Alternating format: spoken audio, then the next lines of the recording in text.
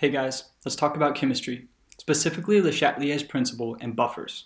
The problem says 3 buffers are made by combining a 1 molar solution of acetic acid with 1 molar solution of sodium acetate in the ratios shown below. The question is, which of these statements is true of the resulting buffer?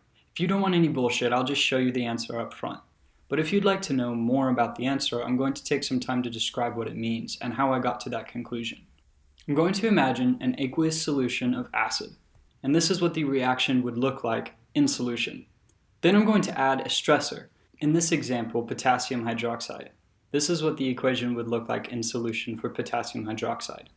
Altogether in solution, as you might guess, the ionized hydroxide will react with the ionized hydrogen to form water, but water is a byproduct of the reaction and not a reactant, so we don't count it in our reaction scheme. Thus, the equilibrium will shift to accommodate for the change. In our example, if hydrogen was taken away, then the unionized acid on the reactant side would decrease to accommodate for the loss of hydrogen, and the basic ion A would increase to accommodate for that equilibrium shift. When equilibrium shift to accommodate for a change in the reaction, that's called Le Chatelier's principle, and it is the fundamentals of making a buffer. So let's consider buffer number 1. We have 10 milliliters of the acid and 90 milliliters of the sodium acetate.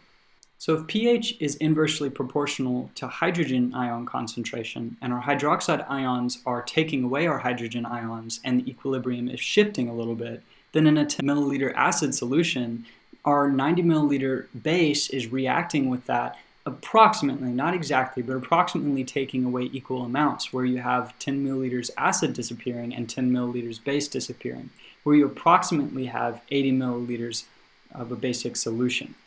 The reason I say approximately is because the molar concentrations do not completely transfer over to milliliters, but it can be approximated for this case. If you follow that same reasoning for number 2 and also number 3, what you'll find is that you have 3 solutions.